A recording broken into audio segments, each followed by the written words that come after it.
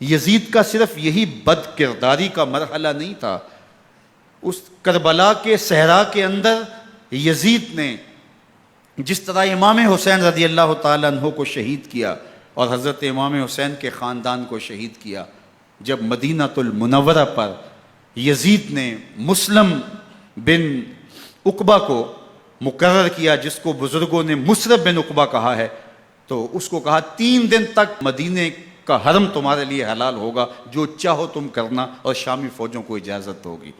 تو وہاں بھی انہوں نے 10,000 تابعین اور 700 صحابہ کو شہید کیا۔ حضرت ابو سعید خدری رضی اللہ تعالیٰ عنہ گھر سے باہر نکلے، کافی بوڑھے ہو چکے تھے، تو انہوں نے حضرت ابو سعید خدری کو پکڑ لیا، کہا تم کون ہو؟ کہا مجھے ابو سعید خدری کہتے ہیں۔ تو کہا ہاں تمہارا نام سنا ہے، اور داڑھی سے پکڑ کے کھینچا اور کہا کہ ہے تمہارے پاس جو ہمیں دو؟ تو کہا کہ میرے پاس تو کچھ بھی نہیں، میں تو فقیر آدمی ہوں۔ تو ان کے گھر ان کو لے گئے، تو 2 کبوتر رکھے تھے حضرت ابو سعید خدری نے، تو وہ کبوتر لوٹ کے لے گئے۔ تو ایک خاتون کے ابھی بچہ پیدا ہوا تھا، اور قابلہ نے، دائیا نے، وہ بچہ ماں کی چھاتی پہ لٹایا، اور وہ ماں کا پہلا دودھ پی رہا تھا۔ تو یہ جا کے کہنے لگے نکالو تمہارے پاس جو کچھ ہے، جو کچھ ہے وہ ہمیں دو، ورنہ تیرے بچے کو نہیں چھوڑیں گے۔ تو ماں بچے سے مخاطب ہو کے کہتی ہے، ابھی بچہ پیدا ہوا ہے اور ماں سے پہلا دودھ پی رہا ہے، کہ بیٹے اگر میرے پاس کچھ ہوتا، وہ قیمتی سے قیمتی چیز بھی ہوتی، تیری جان کے لیے قربان کرتی، لیکن اس وقت میرے پاس کچھ ہے نہیں۔ تو ایک شکی آگے بڑھا اور بچے کو ایک ٹانگ سے پکڑ کے کھینچ کے دیوار کے ساتھ پٹک کے مارا، جس سے دماغ کا بھیجا نکل گیا۔ کیا کیا زیادتیاں نہیں کی۔ 700 صحابہ حرہ کے واقعہ میں شہید کیے یزید نے، اور 10,000 تابعین شہید کیے۔ مسجد نبوی میں ممبر رسول کے ساتھ گھوڑے باندھے، اور وہ ممبر رسول اور مصلی رسول کے قریب لید کرتے رہے۔ 3 دن تک مسجد نبوی کے اندر گھوڑے بندھے رہے، اور مدینہ کی حرمت پامال کی۔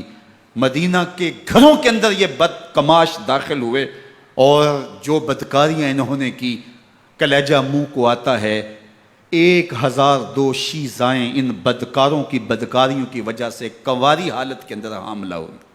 3 دن تک مدینے کا حرم انہوں نے پامال کیا، اور پھر مکہ المکرمہ میں کعبہ اللہ پر گولے برسائے، اور کعبہ کا غلاف جل گیا۔ وہ تو یزید مر گیا، اور حضرت عبداللہ ابن زبیر رضی اللہ تعالیٰ عنہ نے اپنی خلافت کا اعلان کیا۔ یزید کے یہ کرتوت تھے، ادھر اہل مدینہ کو ستایا، ادھر اہل مکہ کو ستایا، اور رسول اللہ صلی اللہ علیہ وسلم کے خانوادے کی بے حرمتی اور توہین کی۔ نہ صرف انہیں قتل کیا گیا، ان کی لاشوں پہ گھوڑے دوڑائے۔ ابن سعد اور شمر جو ہے وہ خیموں میں داخل ہوا، اور مخدرات اسلام کی چادریں چھیننے کی کوشش کی۔ حضرت زینب سلام اللہ علیہ نے مخاطب ہو کے کہا ہمارے چہرے کے رکھوالے چلے گئے ہیں، ظالم تو خیال نہیں کرتا ہم رسول اللہ کی بیٹیاں ہیں۔ حضرت شہربانو، حضرت زین العابدین اور حضرت زینب سلام اللہ علیہم، ان تینوں کو ایک اونٹ پہ باندھا گیا، اور باقی اونٹوں پہ باقی سادات کو، حضور کی شہزادیوں کو باندھا گیا، رسیوں میں جکڑا گیا، اور اونٹوں پہ باندھ کر کے کوفے کی جانب آگے آگے شہیدوں کے سر چل رہے ہیں، اور پیچھے یہ قافلہ چل رہا ہے۔ اور جب یہ قافلہ وہاں سے گزرا جہاں لاشیں پڑی تھیں، امام زین العابدین 14 سال کے تھے اور بیمار تھے، اور ان کا حوصلہ نہ ہوا، وہاں غشی ان کے اوپر آنے لگی۔ اور وہ منظر ابن کثیر نے، باقی لوگوں سب نے لکھا ہے کہ پھر جب ان کی یہ حالت ہوئی، تو پھر سیدہ زینب سلام اللہ علیہ، جنہوں نے ابھی تک بڑے حوصلے کے ساتھ ساری مشکلات کا مقابلہ کیا تھا، اب ان کے بندھن ٹوٹ گئے اور آنکھوں سے آنسو بہنے لگے، اور سیدہ زینب تھے